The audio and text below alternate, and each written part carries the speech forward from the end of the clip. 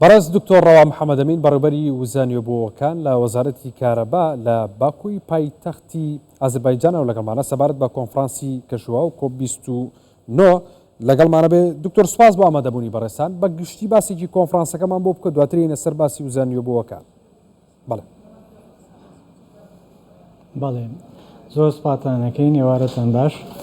بەڕاستی COP29 ئەم ساڵ زۆر گرنگە لەبەرەوەی ئێمە لە قۆناغێک هەموو جیهان لە قۆناغێکە کە ئەبێ هەنگاو ببا بەرە و پاراستنی ژینگە و ئاگادار بوون لە گۆڕانکاری کەشوهەوا.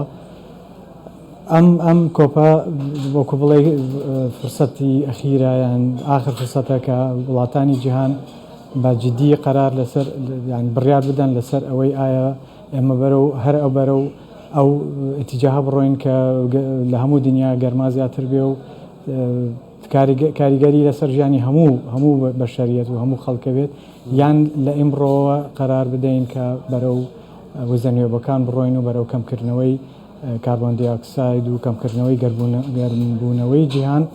بۆیە ئەم کۆپا بەڕاستی زۆر گرنگە. باشە دکتۆرم، کۆنفرانسە تا چەندە کاریگەری لەسەر گۆڕانکارەکانی کەشوهەوا بێ؟ بۆ پرسیارەکەم گوێ لێ نەبوو. ئەم کۆنفرانسە تا چەندە کاریگەری لەسەر گۆڕانکارەکانی کەشوهەوا بێ؟ بەپێی قەراردانی وڵاتانی بەشدار بوو. ئەگەر نیازیان بەڕاستی نیازێکی جدیان هەبێ و قەرار بدەن کە چەند هەنگاوێکی گرنگ هەیە کە بدرێت، ئەو کاتە کاریگەری بە دڵنیایی کاریگەری ئەبێت لەسەر کەشوهەوا. باشە دکتۆر، تا چەندە گرنگە وزەنیۆبووەکان بکرێتە جێگرەوە وتر سوودیان لێ وەربگیرێ بەکار بهێنرێ؟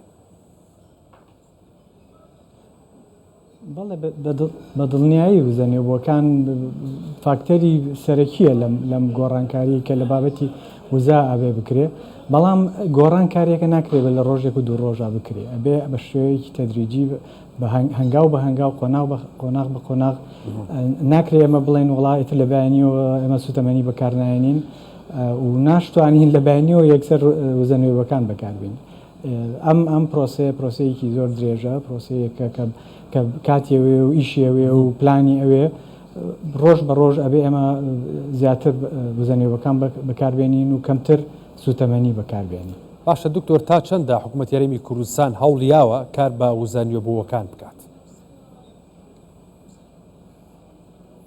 بەڵێ هەرێمی کوردستان و حکوومەتی یاریمی کوردستان و وەزارەتی کارەباش لە هەرێمی کوردستان هەوڵێکی زۆر داوە.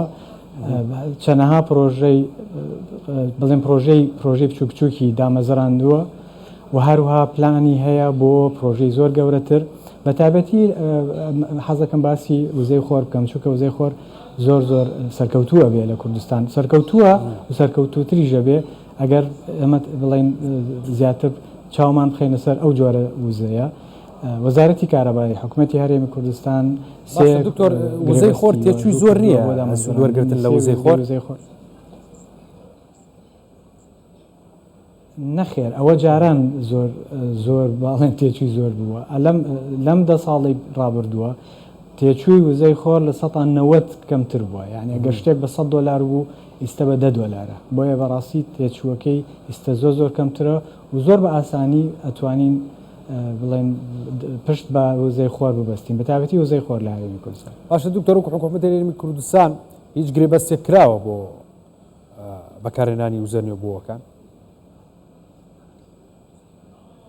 بەڵێ وەزارەتی کارەبای هەرێم 3 گرێبەستی واژوو کردووە بە کۆی قەبارەیەکی نزیکەی 350 مێگاوات و لە پلانی شایەتی ئەو قەبارەیە زیاترکە بۆ 1000 مێگاوات لە چەند ساڵی داهاتووی نزیکە و 3000 مێگاوات لە ساڵانی درێژتر بڵێن تا 10 ساڵی داهاتوو. بەڵێ بەڕێز دکتۆر ڕەوا محەممەد ئەمین بەڕێوەبەری وزانیۆبووەکان لە وەزارەتی کارەبا، سوپاس بۆ ئامادەبوونی بەڕێستان. بەخێر بێت.